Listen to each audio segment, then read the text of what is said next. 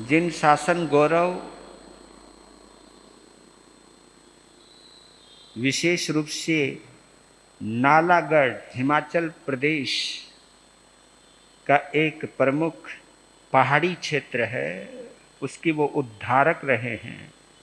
36 कौम को उन्होंने जैन शासन से जोड़ा है। ऐसे गुरुदेव श्री राम कुमार जी महाराज साहब, उनके संबंध में विशेष प्रवचन रविवार को होगा। उन्हीं के मानस पुत्र कह सकता हूँ, उसी परिवार का एक जलता हुआ दीपक कह सकता हूँ। रचित मुनि जी महाराज साहब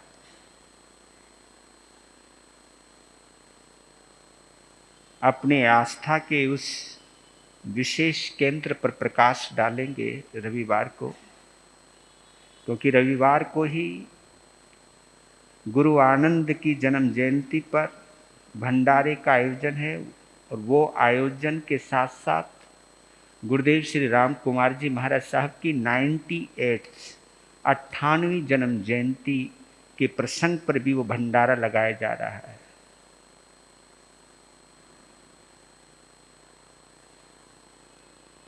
ये महापुरुषों का जन्मदिन कहीं ना कहीं हमें प्रेरणा देता है।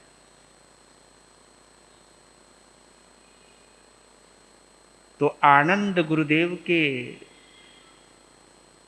कल शुरू किए गए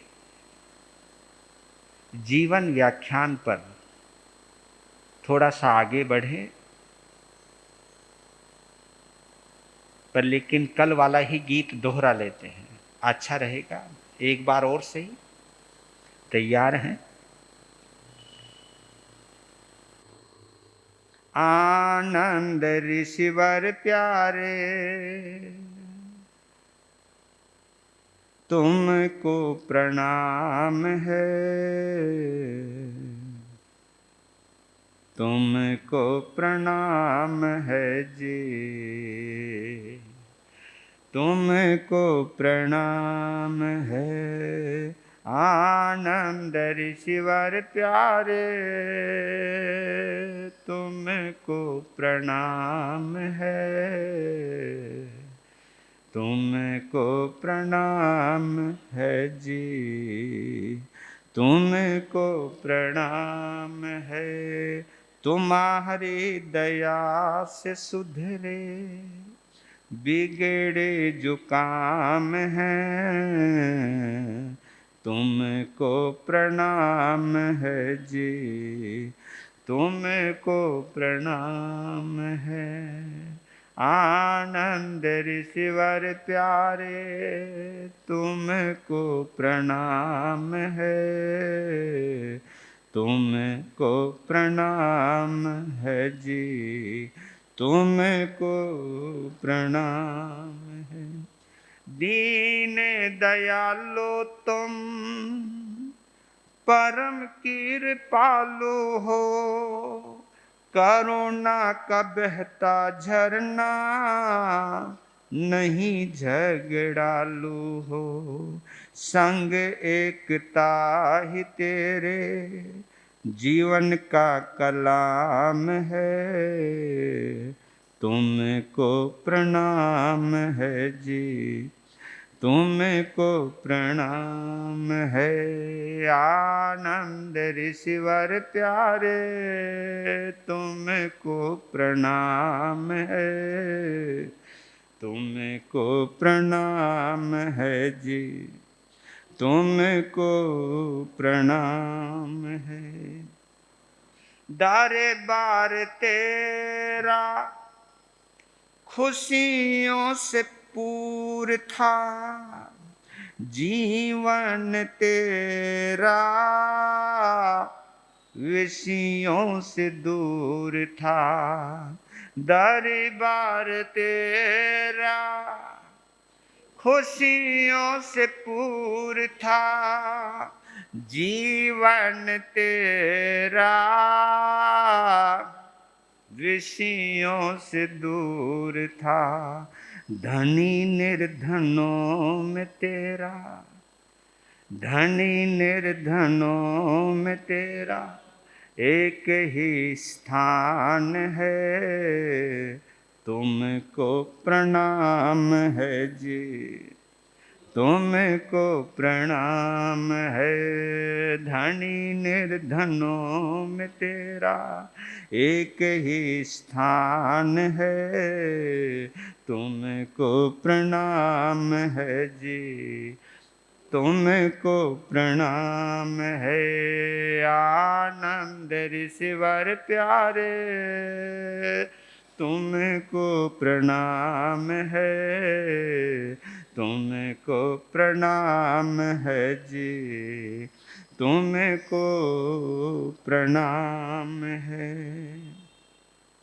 सारे मन संग को भगवन तुमने दिपाया, तेरी छत्र छाया में फूला ना समाया।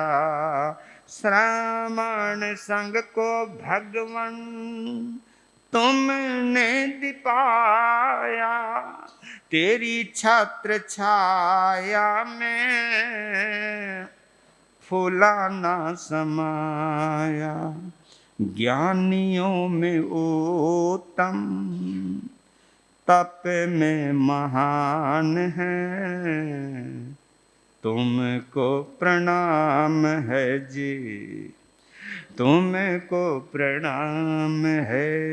ज्ञानियों में उत्तम तप में महान है, तुमको प्रणाम है जी, तुमको प्रणाम है। आनंद ऋषिवर प्यारे, तुमको प्रणाम है, तुमको प्रणाम है जी, तुमको प्रणाम है। रमणीक मुनि की यही भावना है, रहो तुम दिलों में यही चाहना है। रमणीक मुनि की यही भावना है, रहो तुम दिलों में यही चाहना है। सर मन संघ का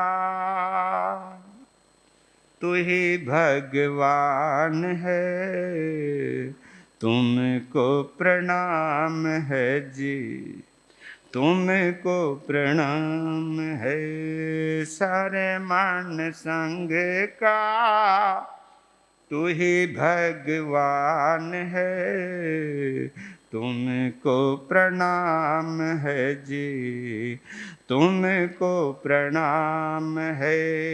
आनंद ऋषिवर प्यारे, तुमको प्रणाम है, तुमको प्रणाम है जी, तुमको प्रणाम है। तेरी दया से सुधरे बिगड़े जो काम हैं, तुमको प्रणाम है जी, तुमको प्रणाम है। आनंद ऋषिवर प्यारे, तुमको प्रणाम है, तुमको प्रणाम है जी, तुमको प्रणाम है। बोलिए आनंद के देवता राष्ट्र संत आचार्य सम्राट गुरुदेव आनंद ऋषि जी महाराज की।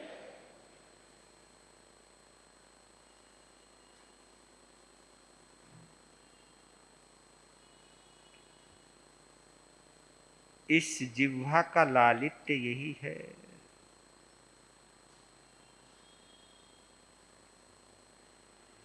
कि एक ऐसे साधना पुरुष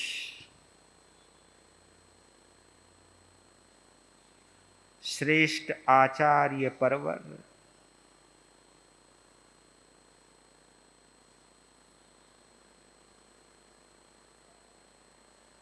जिनके सानिध्य में आने वालों पर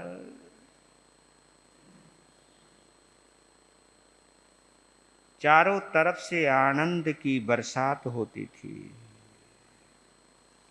ऐसे अद्भुत आचार्य सम्राट गुरुदेव श्री का जन्मदिन मनाने का हमें शुभ अवसर प्राप्त हो रहा है।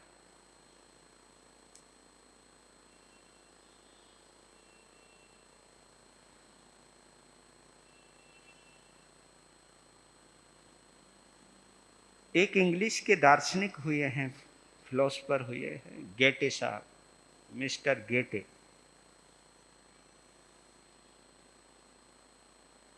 उनकी एक सूक्ति कहीं ना कहीं दिल को छू गई।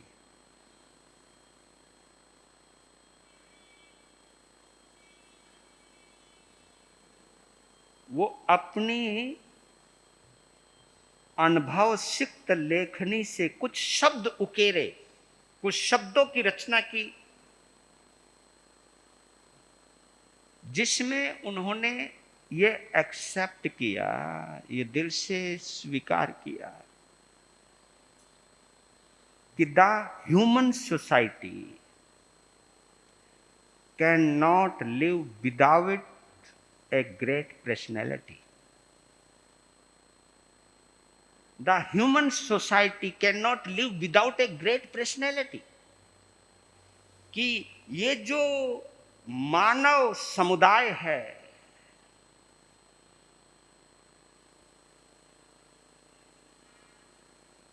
ये समुदाय किसी महान व्यक्तित्व के बिना जी ही नहीं सकती।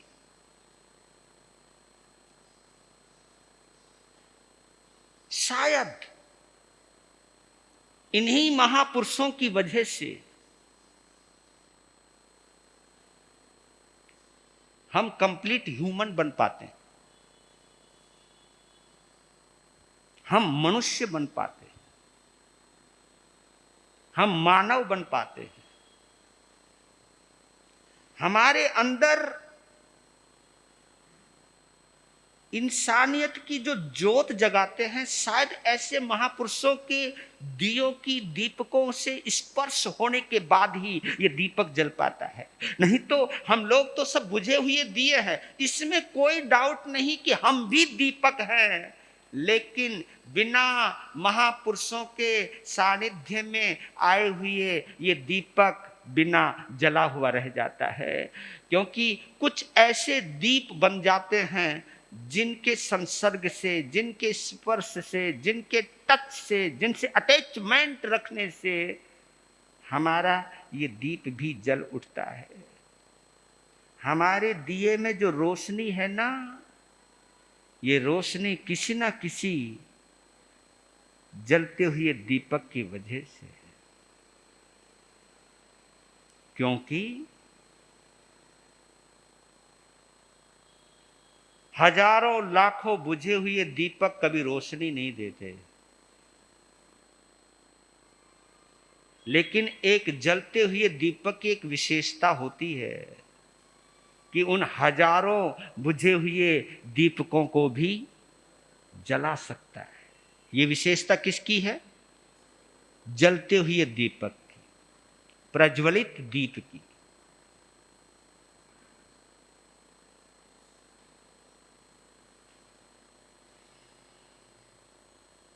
इसलिए विचारकों ने गलत नहीं कहा। क्या कहा? जो महापुरुष होते हैं ना, वो मानव जाति का आर्क है। आर्क, आर्क समझते आप? एसेंस है वो।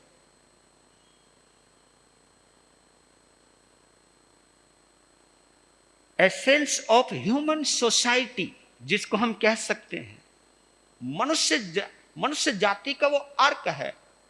और आप जानते हो अर्क बनता कितने मुश्किल से है। हजारों फूलों से थोड़ा सा अर्क निकलता है। हम सब फूल हैं, लेकिन इन फूलों का जो निचोड़ है किसी न किसी महापुरुष के रूप में प्रकट होता है। एक और उपमा दी महापुरुष के लिए कि महापुरुष ऐसे ही हैं जैसे आपकी सब्जी में नमक। आपकी सब्जी में चाहे कितने भी मसाले क्यों ना हो,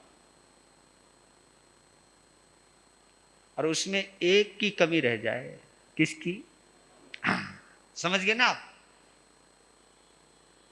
आपने सारे के सारे मसाले डाल दिए और कीमती से कीमती मसाले डाल दिए, लेकिन वो थोड़ा सा नमक नहीं डाला ना, तो सारे मसाले देखो तो सही आप जरा। तो हम सब मसाले हैं, लेकिन इन मसालों को कीमत देने वाला एक चुटकी भर, वाह, वो नमक है, वो नमक। महापुरुष ऐसे ही हैं जैसे नमक। दिखने में इतना कीमती नहीं है, लेकिन सब्जी को स्वादिष्ट बनाने की ताकत तो उसके अंदर है। महापुरुष को मार्गदर्शक भी कहा है। देखो, अर्क कहा, नमक कहा और मार्गदर्शक कहा, रास्ता दिखाने वाला।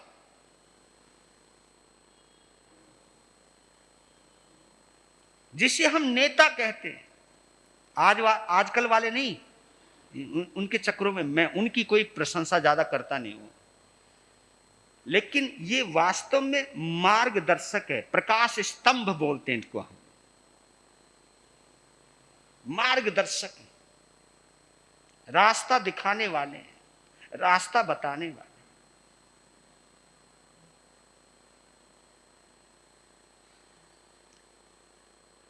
एक मार्गदर्शक हजारों को रास्ता दिखा सकता है। ये विशेषता उस मार्गदर्शक की। हजारों की भीड़ एक तरफ और मार्गदर्शक एक ही बहुत है। आहा, कमाल।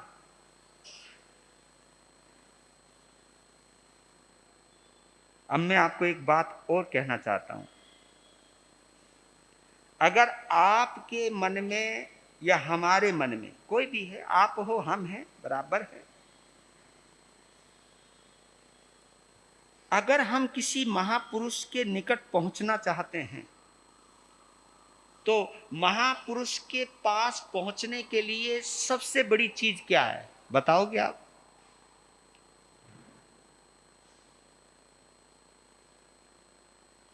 दो चीज होती है, जिसमें एक महत्वपूर्ण है। जो महापुरुष तुम्हारे दिल को भा गया, तो हम क्या करते हैं? उसकी पूजा ही तो करते हैं, है ना? उसकी पूजा करते हैं, उसकी हम अनुमोदना करते हैं, उसकी पूजा करते हैं।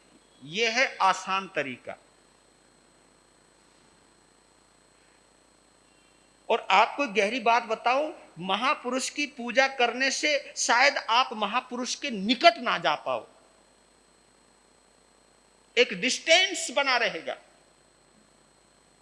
एक दूरी बनी रहेगी आपके बीच में और महापुरुष के बीच में। पूजा करते वक्त आप सामने होंगे, महापुरुष भी आपके सामने होगा, लेकिन एक विशेषता ऐसी है जिस विशेषता के आधार पर आप उस महापुरुष के निकटतम चले जाते हैं, निकटतम हो जाते हैं, और वो विशेषता है आचरण। जो महापुरुष का आचरण है, अगर उसी आचरण को आपने फॉलो कर लिया, तो आप उसके निकट, उसके पास पहुंच जाओगे। और ये काबिलियत परमात्मा ने आप सबको दी है। हाँ,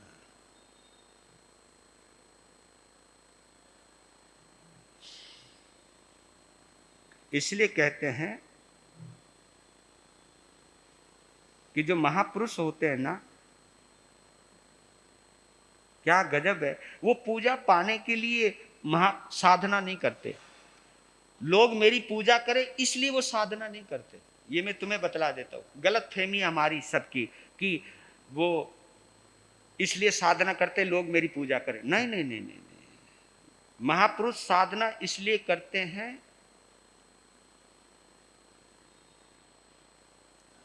कि हम किसी के लिए प्रेरणा बन सकें। लोग मेरी पूजा करें नहीं, क्योंकि पूजा करना बहुत आसान है। बताओ, पूजा करना आसान है या उनके बताए हुए रास्ते पे चलना ये आसान है? पूजा करना आसान।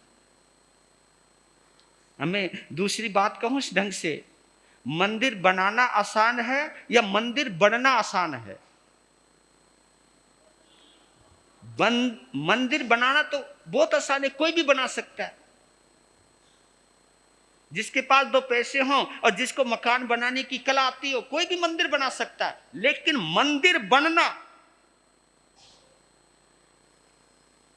वो तो वास्तव में बड़ी गजब की साधना चाहिए, तभी हम मंदिर बन सकते हैं।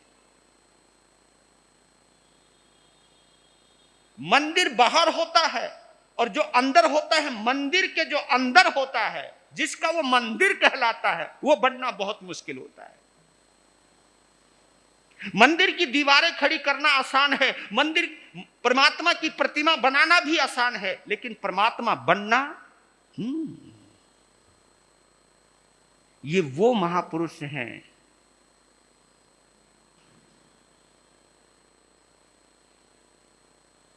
जिन्होंने मंदिर नहीं बनाया, खुद मंदिर बन गए।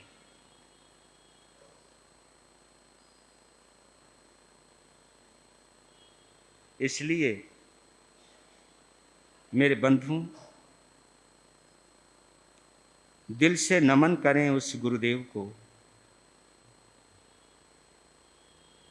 जिन्होंने अपना जीवन जिन शासन के लिए शुरू किया। तो कल कह रहा था संयोग हुआ, ऐसा आज तक हुआ नहीं कि समय के ऊपर हम चिंतन करते करते करते करते उस मुकाम तक पहुंच गए। क्योंकि मैंने नहीं सोचा था कि आचार्य भगवान के जन्मदिन तक भी समय का सब्जेक्ट चलता रहेगा, लेकिन कमाल हो गया, ऐसा संयोग बन गया। और मेरे जीवन में पहली बार यह अनुभव हुआ है कि आज मैं उनका जन्मदिन मना रहा हूं जिनका जन्म ही समय के लिए हुआ था, संसार के लिए नहीं हुआ। जिनका जन्म जाव नियम समय के लिए नहीं हुआ, जिनका जन्म जाव जीवाए की समायिक के लिए हुआ है। क्योंकि आपकी समायिक कौन सी है? जाव नियम, राइट। जब तक नियम है, जब तक हमारी प्रतिज्ञा है एक समायिक दो समायिक, उसके बाद हमने चोला बदलना है, मुंह पट्टी उतारनी है, दुनिया में जाना है, दुनिया के काम करना है। और कहा कि गुरु महाराज बस बहुत हो गया, अब हमें छुट्टी दो।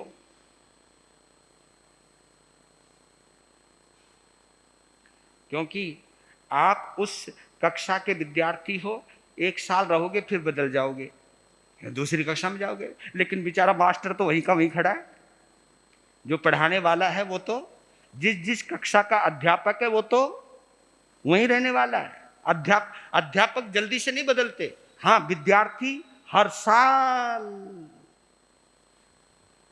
तो उन्होंने विद्यार्थी ने, हाँ, लेकिन ये जरूरी है कि पहले वो विद्यार्थी थे, क्योंकि अध्यापक बनने के लिए भी विद्यार्थी होना जरूरी है। क्योंकि आज का विद्यार्थी कल का अध्यापक हो सकता है, आज का बेटा ही कल का बाप हो सकता है। आज की बहू ही कल की, हाँ, ये बहुत जल्दी बोले आप, आज की बहू कल की सास है, आज का बेटा कल का बाप है, आज का शिष्य कल गुरु बनता है।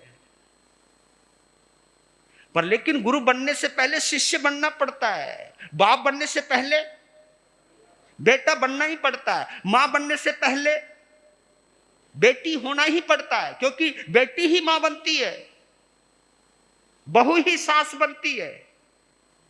और लोग तो एक सीरियल आया करता था, सास भी कभी, है? तो इसलिए समझ लो, साधु भी कभी श्रावक था, श्रावक ही साधु बनता है, क्योंकि हमारा जन्म जो होता है घर में होता है। हम आगारी होते हैं अनगार बनने से पहले, हर अनगार पहले आगारी होता है। आगार यानी घर में रहने वाला, किसी न किसी, जितने भी महापुरुष हुए हैं जिन्होंने भी संसार को छोड़ा है, लेकिन संसार को तभी छोड़ा जब वो संसार में थे। संसार में रहे बिना कौन संसार को छोड़ सकता है? घर में रहे बिना कौन अनगार बन सकता है? अनगार बनने से पहले घर होता है। लेकिन गजब की बात यह है कि वो घर भी अनूठा था जहां पर धर्म के संस्कार दिए गए। और ये संस्कार, क्योंकि हमारे जीवन में 3 जनों की बड़ी महत्वपूर्ण भूमिका होती है। 3 जनों की, किस किस की? एक मां की, एक बाप की और एक गुरु की। इन तीनों की बड़ी महत्वपूर्ण भूमिका रहती है। और ये तीनों अगर अपना दायित्व, अपना कर्तव्य बिना स्वार्थ के पूरा करते हैं, वही मनुष्य जाति में महापुरुष बन पाते हैं, या महापुरुषों के मां बाप कहला सकते हैं, महापुरुषों के गुरु कहला सकते हैं। लेकिन उनको घड़ना पड़ता है, उनको बनाना पड़ता है, और बनाने के लिए एकाग्र होना पड़ता है। कभी कभी लोग कह जाते हैं, हमारी स्थानिकवासी परंपरा के लोग होते हैं, बोल जाते हैं कि वो तो प्रतिमा की पूजा करता है। मंदिर में पूजा करना, प्रतिमा की पूजा करना जड़ पूजा है। मैं मना नहीं करता हूं, आपकी बात से सहमत हूं, लेकिन आप एक चीज कहना चाहता हूं आप लोगों को, उस प्रतिमा का निर्माण कोई जड़ करता है क्या? प्रतिमा का निर्माण कोई जड़ तो नहीं करता है, उसका निर्माण कोई इंसान ही करता है। और आप ये देखिए, प्रतिमा का जब तक वो निर्माण करेगा तब तक वो मूर्तिकार उसी प्रतिमा के रंग में रंगा हुआ रहेगा, उसकी कल्पना में वही मूर्त बसी हुई रहेगी, वही मूर्त।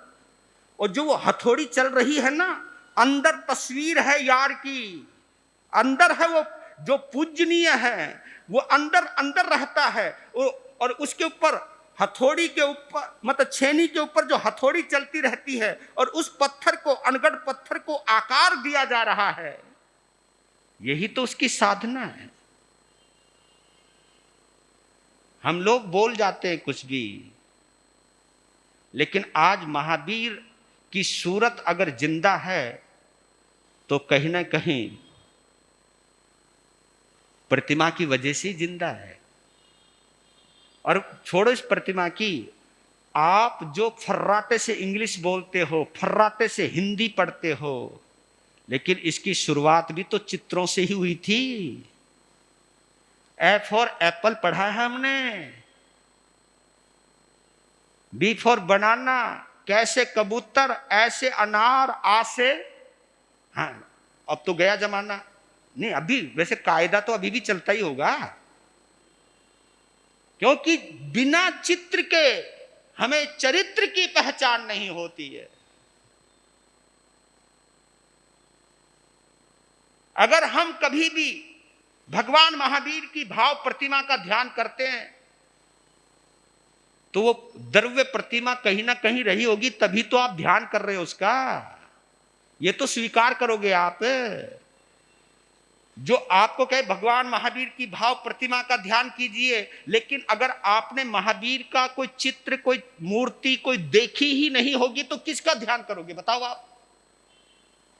तो जिन्होंने प्रारंभिक रूप दिया, इसलिए हर महकमा महत्वपूर्ण होता है, कोई छोटा नहीं है। हम भी वहीं से गुजर करके आए हैं, इसलिए अगर तुम पॉजिटिव रहोगे तो किसी में भी कोई कमी नजर नहीं आएगी आपको। और महापुरुष का एक लक्षण है हर जगह कुछ ना कुछ विशेषता को देखता है, इसलिए वो विशेष बन जाते हैं। एक कोटेशन याद कर लेना जो मैं बोल रहा हूं, ये महापुरुष ऐसे नहीं बन जाते, ये महापुरुष इसलिए बनते हैं कि वो हर किसी में कोई ना कोई विशेषता देखते हैं, इसलिए वो विशेष बन जाते हैं। विशेष बनने के लिए विशेषता देखनी पड़ती है, तब जाकर के कोई विशेष बनता है। और धन्य ही महान पुरुषों को, क्या उनकी साइट है, क्या इनर साइट है, क्या अंतर्दृष्टि है उनकी, क्या आत्मदृष्टि है उनकी, हर जगह वो कुछ ना कुछ खूबसूरती को निहार लेते हैं। कीड़े पड़े हुए कुत्ते के अंदर जिसमें कीड़े पड़े हैं, बदबू आ रही है, दुर्गंध आ रही है, दुनिया नाक बंद बंद कर करके जा रही है, लेकिन श्री कृष्ण वहां क्या देखते हैं? हां, चमकते हुए दांत देखते। अरे देखना, लोग सड़ा हुआ बदन देख रहे हैं और श्री कृष्ण चमकते हुए दांत देख रहे हैं।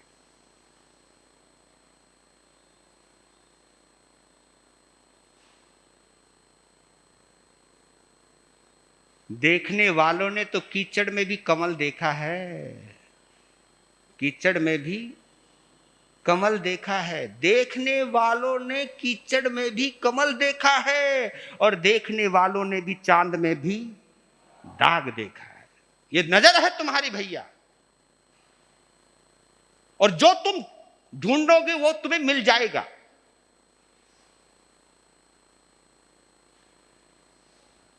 तो भारत राष्ट्र में महाराष्ट्र में आता हूं अब वहां पर, और महाराष्ट्र में मैं चिंचोड़ी का जिक्र बाद में करूंगा। सबसे पहला जिक्र मैं घोड़ नदी का करूंगा, क्योंकि पूरे महाराष्ट्र में से अगर घोड़ नदी को निकाल दिया जाए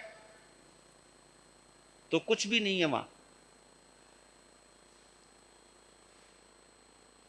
श्री वर्धमान स्थानकवासी श्रावक संघ पहला जहां बना,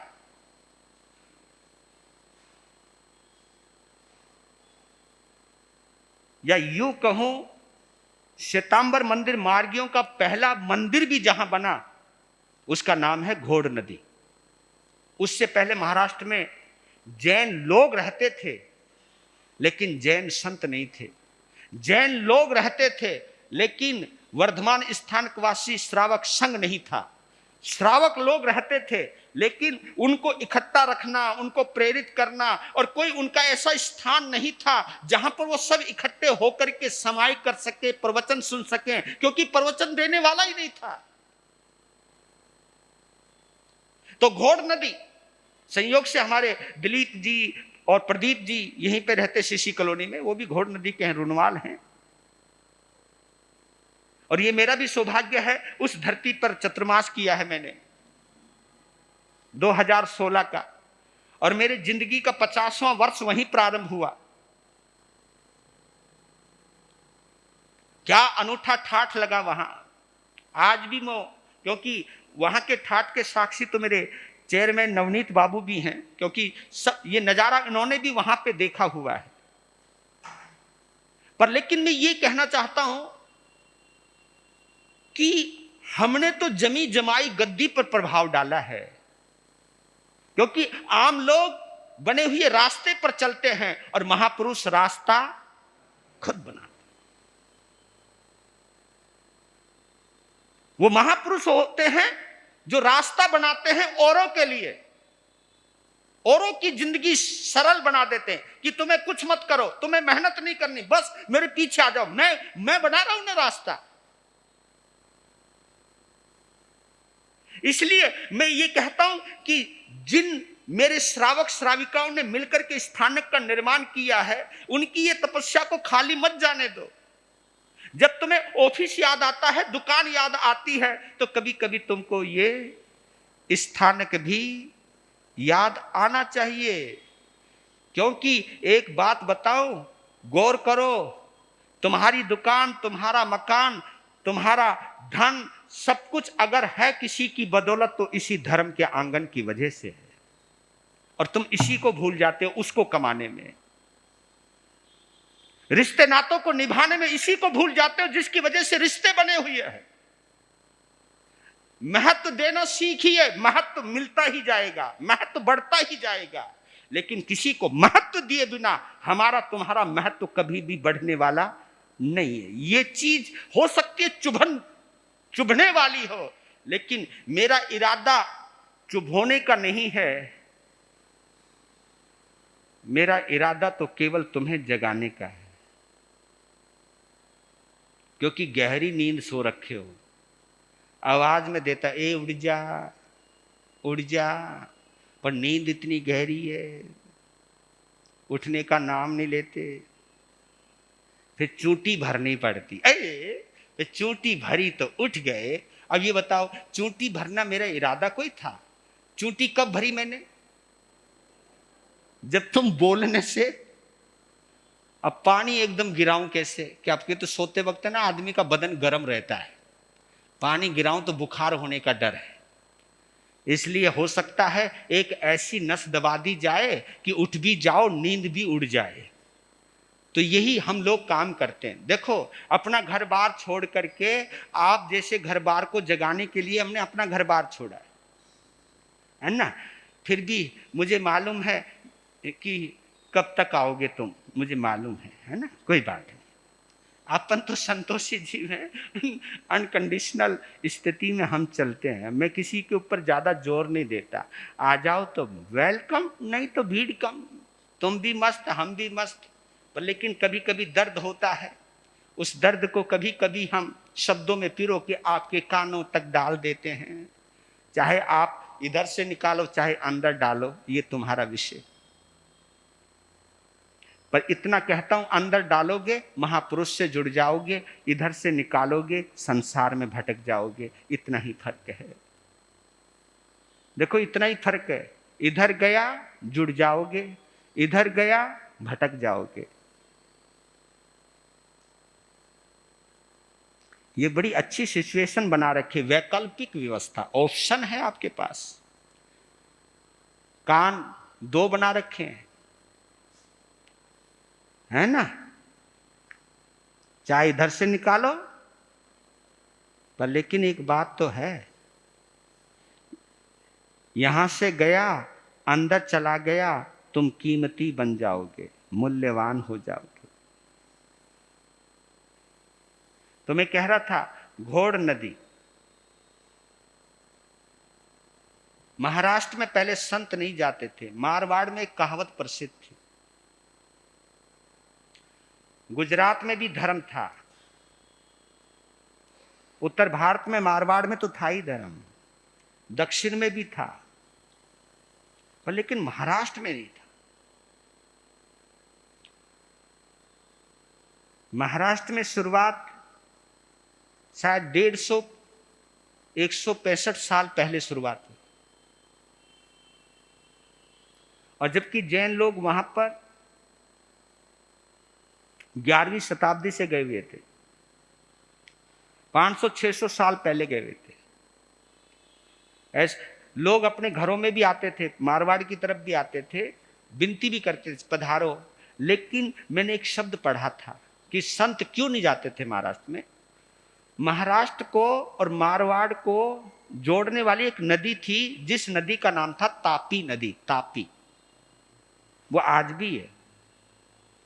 तो एक कहावत बन गई थी, जो पार करेगा तापी, जो पार करेगा तापी, वो बन जाएगा पापी।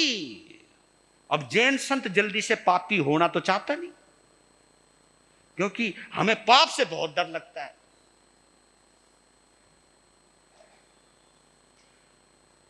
पर लेकिन कुछ महापुरुष जो होते ना, वो स्वार्थी नहीं होते, वो सोचते हैं कि कुछ पाप करने से अगर कहीं प्रकाश होता हो, इसको मैं यूं बोल दूं तो ज्यादा अच्छा रहेगा, आग जलाने से कोई दीपक जलता हो तो आग जलाना कोई बुरी बात नहीं है, क्योंकि दीपक को जलाने से पहले आग को जलाना ही पड़ता है। और इसके लिए एक कहावत और भी आती है, तुम्हें पसंद आए तो स्वीकार करना, ना पसंद आए तो भैया यहीं छोड़ जाना, है ना।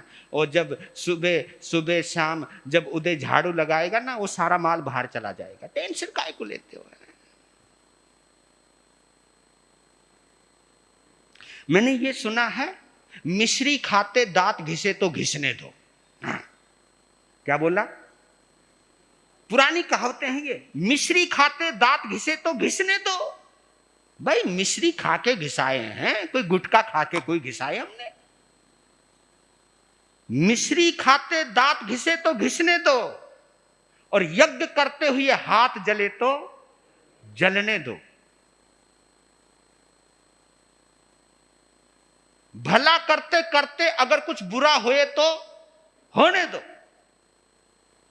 मेरा नजरिया भला करने का। आप कहोगे कैसे? मैं, कोई पानी में डूब रहा है, कोई आग में जल रहा है, मैंने इरादा कर लिया कि चाहे मैं मर जाऊं लेकिन मैं इसे बचाऊंगा। मैं डूब जाऊं लेकिन मेरा प्रयास रहेगा डूबने से पहले किसी तरह बचा दूं इसको। इसको बचाते बचाते अगर मैं भी मर गया तो मुझे मंजूर है। यह परोपकार की भावना है। जब जिंदगी सामने वाले की अपनी जिंदगी से ज्यादा मूल्यवान लगे तो वो महापुरुष बन जाता है कि मेरी जिंदगी खतरे में पड़े तो कोई बात नहीं, लेकिन इसकी जिंदगी बता दूं।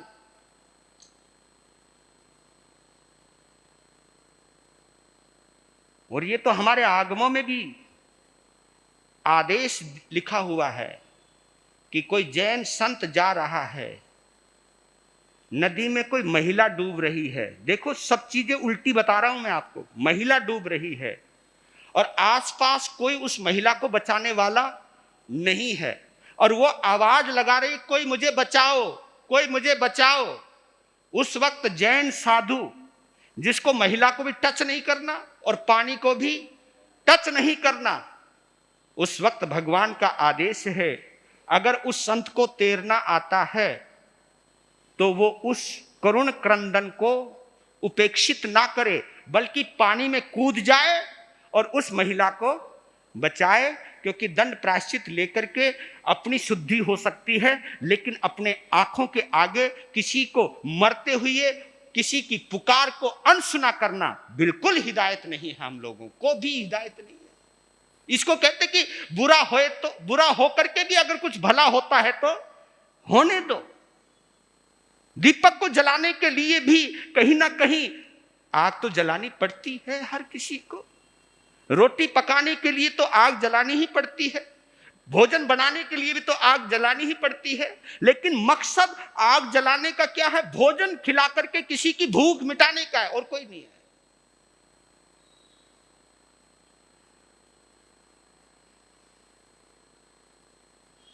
तो एक दुग्गड़ परिवार, श्रावक जी, उनकी बेटी को जो विधवा हो चुकी थी और उनकी पत्नी को जो बेटी के विधवापन से वैराग्य युक्त हो चुकी थी। क्या है जिंदगी में, मैंने बेटी की इतनी धूमधाम से शादी करी और इसका जीवन साथी एकदम अचानक चला गया, जिंदगी कितनी नश्वर है। वो अपने पति के गले लग करके एक ही बात कहती है कि मुझे इस संसार में नहीं रहना, मुझे दीक्षा लेनी है। लड़की ने एक संकल्प किया, जिस राम कुंवर महासाध्वी का प्रवचन सुना था आनंद बाबा ने, उस साध्वी की दीक्षा घोड़ नदी में हुई।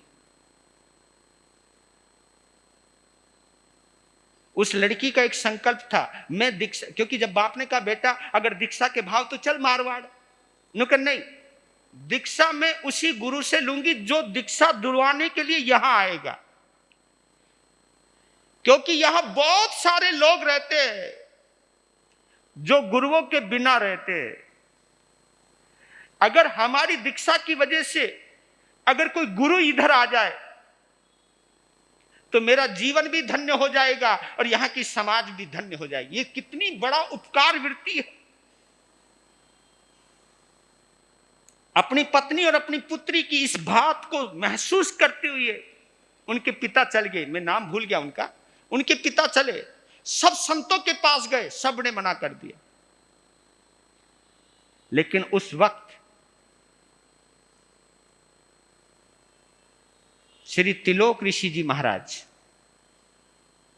मध्य प्रदेश में विराजमान थे। उनकी उम्र 30 वर्ष की थी और आपको बतलाऊं उनकी दीक्षा मात्र 10 वर्ष की उम्र में हुई। कितने? 10 वर्ष की उम्र में हुई। रतलाम के थे वो। और क्या गजब था, क्या गजब था वो त्रिलोक ऋषि जी महाराज। उनकी मात्र उम्र केवल 36 वर्ष की रही और इतना अभ्यास था, वो दोनों हाथों से लिख सकते थे, दोनों पांव से लिख सकते थे। क्या गजब की मेधा रही होगी उनकी। और जो ये तुम 5 पदों का सवैया पढ़ते हो ना, नमो श्री अरिहंत कर्मों का किया अंत, जो 5 पदों की वंदना है, ये रचना उसी गुरुदेव की है। त्रिलोक ऋषि कहते हैं, त्रिलोक ऋषि मन बच काय करी, झुक झुक बारंबार वंदना हमारी है। और उन्होंने 72,000 ऐसे पद लिखे और पहले रचयिता है, पदों के रचयिता वही है। और बड़ा बवाल उठा था समाज के अंदर, क्योंकि पहले जैन साधु कभी गा नहीं सकता था, विरोध माना जाता था कि गाना। लेकिन उनका एक तर्क था कि जितनी भी हमारे शास्त्र हैं, उत्तराधयन सूत्र हैं, इनकी भी तो गाथा है, ये भी तो एक काव्य है। जब प्राकृत का काव्य हो सकता है तो हिंदी का काव्य क्यों नहीं हो सकता? उनका अपना एक लॉजिक था।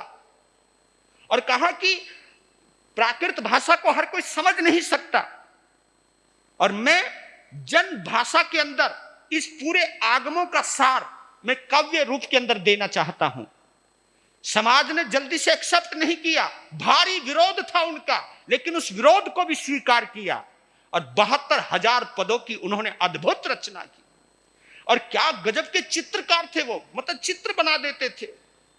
कई कलाएं थी उनके अंदर, शास्त्रों के मर्मज्ञ पंडित थे वो, मर्मज्ञ विद्वान थे। और ये महारत हासिल उन्होंने केवल 10 वर्ष की दीक्षा में प्राप्त कर ली थी। 25 साल की दीक्षा में तो कई हजार पद लिख चुके थे वो, 25 साल की उम्र में। क्योंकि 10 साल की उम्र और 36 साल की उम्र में चले गए। केवल उनका संयम कितने साल का? 26 साल का। 26 साल में क्या चमत्कार किया उन्होंने। त्रिलोक ऋषि ने कहा कि मैं चलूंगा। यह सुनते ही हड़कंप मच गया समाज में। संतों ने कहा, ए त्रिलोक, क्या कर रहा तू? ये महाराष्ट्र में जाने के लिए तापी नदी पार करनी पड़ेगी, और तापी नदी पार करने का मतलब है पापी पापी, ये सारी साधना खत्म। कहा कि ये साधना मैं अपने श्रावकों के लिए कुर्बान कर दूंगा। फिर एक ने यहां तक कहा, अगर तुम तापी नदी पार करोगे तो तुम्हारे जीवन को खतरा है, तुम छोटी उम्र में मर जाओगे। कि कोई बात नहीं, एक बार शुरुआत तो हो जाए। हमें मरना भी कबूल है, क्योंकि मरना तो सभी को एक ना एक दिन है। ये देखिए, मैं वो चीज बता रहा हूं किस विरासत पर लिखी गई है महाराष्ट्र की वो इतिहास के उज्जवल पृष्ठ, जिस पृष्ठ का चमकता हुआ सितारा है आचार्य सम्राट आनंद ऋषि। मैं उस विरासत की बात कर रहा हूं आपके सामने।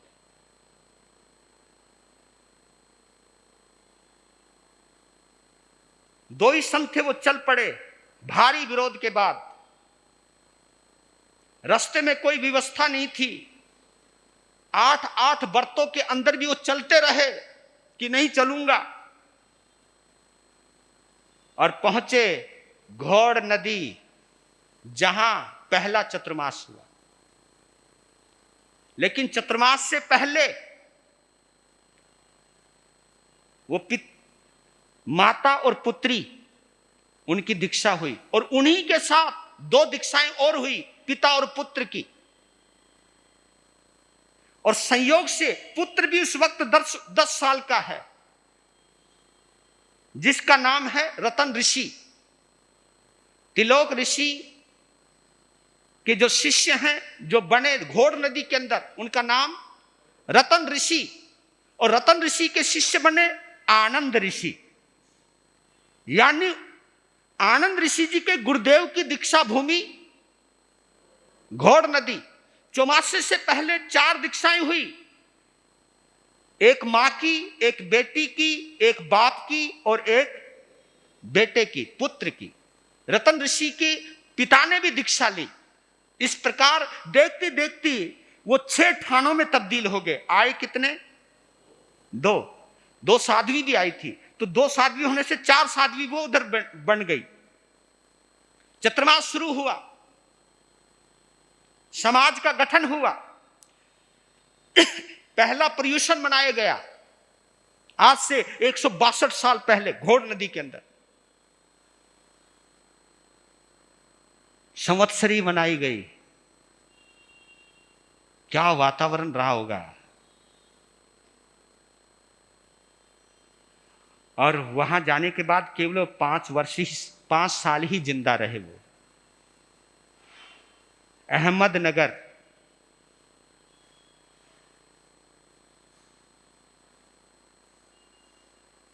वहीं पर उनको संथारे के साथ विदाई हुई। किनकी? तिलोक ऋषि जी की। और यही रतन ऋषि जी आनंद ऋषि जी के गुरु बने। तो मेरे कहने का भाव है कि महाराष्ट्र के इतिहास से घोड़ नदी का पन्ना अगर फट गया ना, तो महाराष्ट्र में जैन समाज की पहचान उससे पहले कुछ नहीं थी। तो उस मिट्टी को मैं नमन करता हूं। उस मिट्टी की सेवा करने का मुझे सौभाग्य मिला। उस मिट्टी पर मुझे 50वां वर्ष बनाने का सौभाग्य मिला। और उस मिट्टी के साथीदार मेरे रचित मुनि भी रहे। मेरे भंते पारस मुनि जी, मेरे पुष्पेंद्र मुनि जी, ये सब मेरे साथी रहे हैं और सब कुछ संभाला है मेरे बापू ने। तो मेरे कहने का भाव कि क्योंकि घोड़ नदी अगर नहीं होती फिर चिंचोंडी का भी कोई महत्व नहीं रहता। क्योंकि ना रतन ऋषि, ना तिलोक ऋषि जाते, ना रतन ऋषि आते, ना रतन ऋषि आते, ना ही आनंद ऋषि आते। चिंचोंडी ग्राम अहमदनगर के पास ही है। उस मिट्टी को भी हमने नमन किया है। छोटा सा गांव, देवी चंद, माता हुलासा, कोई मकान बहुत बड़ा नहीं, अब तो वो थानक में बदल गया। लेकिन आज उस मकान में मैंने क्या चमत्कार देखा। वहां अगर मीठा पड़ा रहे कभी चींटी नहीं आती वहां। क्या अतिशय है। और वह 36 कौम मानती है। किसी का बच्चा बीमार हो जाए, किसी को बुखार आ जाए, किसी को जीवन खतरे में पड़ जाए, तो बस उस बच्चे को वहां ले जाते हैं, वहां की मिट्टी को लाते हैं, उस बच्चे को लगाते हैं और वो सही हो जाता है। ये श्रद्धा की बात है, क्योंकि मिट्टी भी चमत्कारी बन जाती है। जिस मिट्टी में इतना बड़ा चमत्कारी महापुरुष पैदा होगा, तो उस मिट्टी में क्यों नहीं संजीवनी बूटी पैदा होगी। और देखिए, मात्र कल मैंने बताया था सन 1900 में जन्म हुआ, 27 जुलाई को। किनका?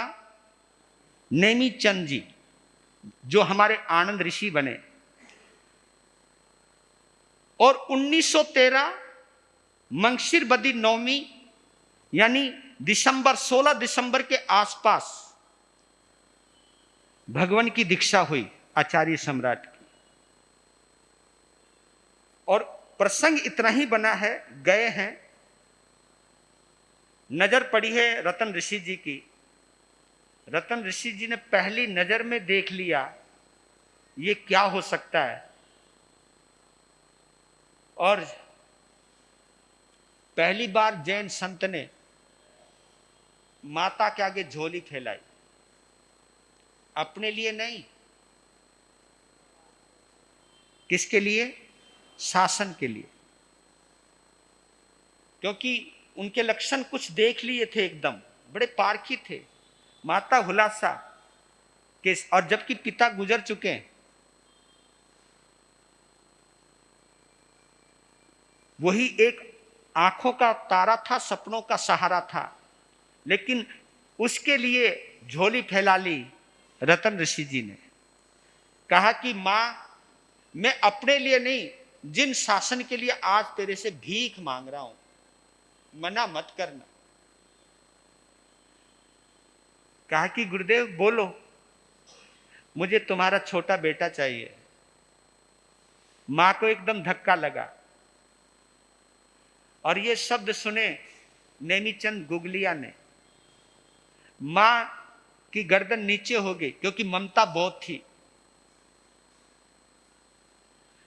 बहुत ममता थी। और गुरु श्रद्धेय थे, गुरु को मना कैसे करे और अपनी ममता को कैसे छोड़े। कभी कभी मेरी माताएं बड़ी उहापोह में फंस जाती है, एक तरफ कुआं एक तरफ खाई, करे तो करे क्या करे, गुरु को मना कैसे करूं और अपनी ममता को कैसे छोड़ूं। पर इतना कहा कि मैं कुछ समय के बाद बताऊंगी। तब नेमीचंद ने कहा, ए मां, जब गुरुजी तुझसे मुझे मांग रहे तो दे देना। ये किसने कहा? उस बच्चे ने जिसकी उम्र 9 साल की है, ज्यादा नहीं है। एकदम गले से लगा ले, बेटा तेरे से माने मोह बहुत है, थारे बिना नहीं रहे। पिताजी तुम्हारे चले गए, एक तू ही हमारी आशा की किरण है। कहा कि मां, गुरु का भी तो कहना नहीं, उन्होंने कभी शायद किसी के आगे भीख नहीं मांगी। एक बेटा बोल रहा मां के आगे, कसम कस चली, लेकिन आखिर मां को मानना ही पड़ा। बेटे को दीक्षा की आज्ञा थी और मात्र 13 वर्ष की उम्र में उन्होंने दीक्षा धारण की। इतिहास बड़ा पुराना है लेकिन अद्भुत बड़ा निराला है।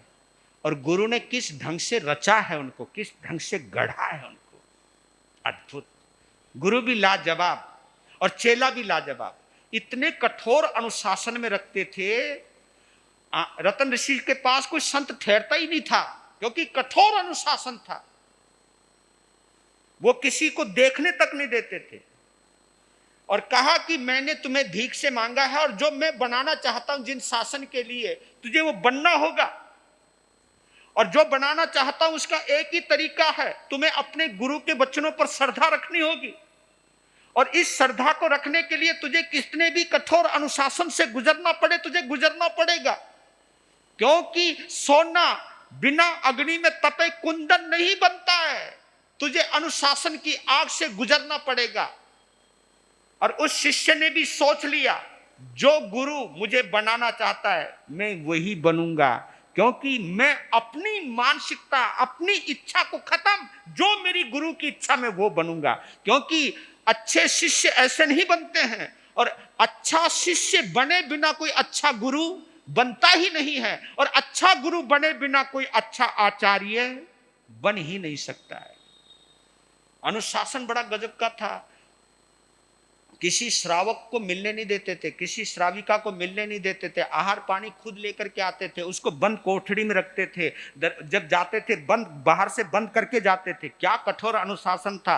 अगर खुद रहते थे तो दीवार की तरफ मुंह करवा के पढ़ाते थे। कहा कि इधर देखना नहीं, दुनिया को नहीं देखना बेटा, क्योंकि जब तक तू अगर दुनिया को देखेगा कभी भी भटक सकता है, लेकिन दीवार को देखते रहना और शास्त्र को देखते रहना, और ये दृष्टि तुझे इतनी गजब की बन जाएगी, इतनी गजब की बन जाएगी। और उसी दृष्टि का चमत्कार है कि 92 ईयर्स के अंदर भी उनको आंखों का चश्मा नहीं लगा था, क्योंकि उन्होंने अपनी ऊर्जा को लोगों पे प्रारंभ में खर्च नहीं किया। क्या अद्भुत। हे गुरुदेव, आपकी तपस्या को नमन करता हूं। हम तो आप जैसा नहीं बन पाए, लेकिन आपके हम भी कहलाए हैं, यही हमारा सौभाग्य बहुत है। और मात्र 14 साल की दीक्षा थी जब गुरुदेव का स्वर्गवास हो गया। कितने? 14 साल की दीक्षा थी, 27 साल की उम्र थी जब गुरुदेव का साया, और गुरुदेव का स्वर्गवास भी एक विट्ठल मंदिर के अंदर हुआ। विहार करते हुए जा रहे थे, वहां उनका स्वर्गवास हुआ। और गुरुदेव भरी जवानी में चले गए। 27 साल की उम्र क्या होती है, 14 साल की दीक्षा क्या होती है, लेकिन इतना है 7 साल की दीक्षा में उन्होंने प्रवचन प्रारंभ किया था और सबसे पहला प्रवचन औपातिक सूत्र पर उन्होंने दिया और पहला प्रवचन भी वहीं किया।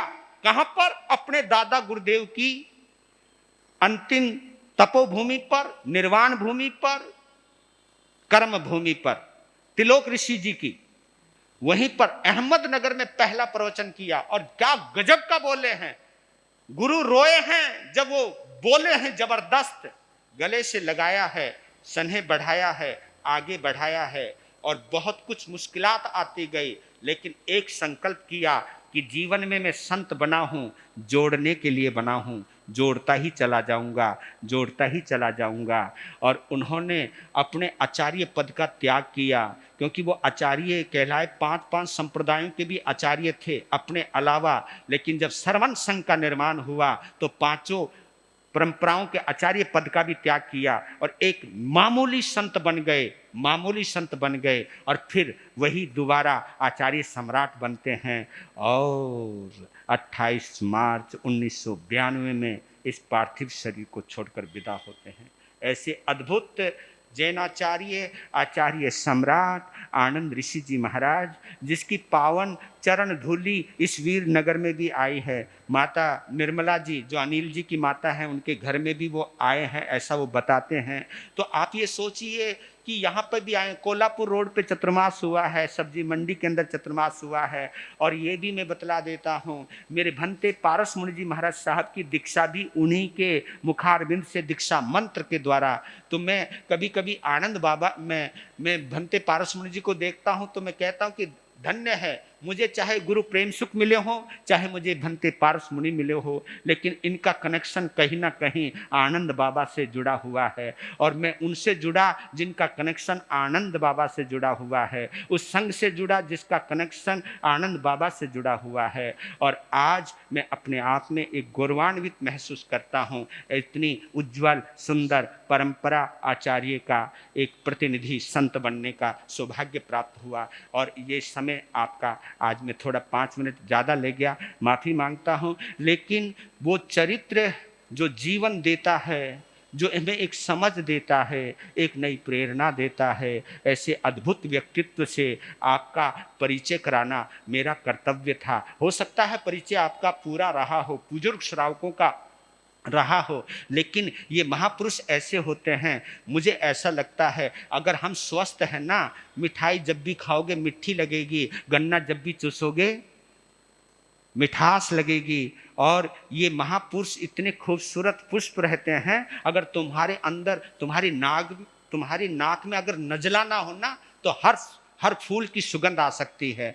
सुगंध तो बिखरी हुई है, सुगंध बिखरी हुई है। अगर सुगंध की मौजूदगी में अगर तुम्हारी नाकों में सुगंध नहीं आती है, तो ये दोष फूल का नहीं, ये दोष आपके जुखाम का हो सकता है। जुखाम दूर हो गया तो तुम्हें हर जगह सुगंध नजर आएगी, सुगंध नजर आएगी। वीर नाम के हीरे मोती, गुरु नाम के हीरे मोती, मैं बिखराऊं गली गली, ले लो रे कोई राम का प्यारा, शोर मचाऊं गले गले, ले लो रे कोई गुरु का प्यारा, शोर मचाऊं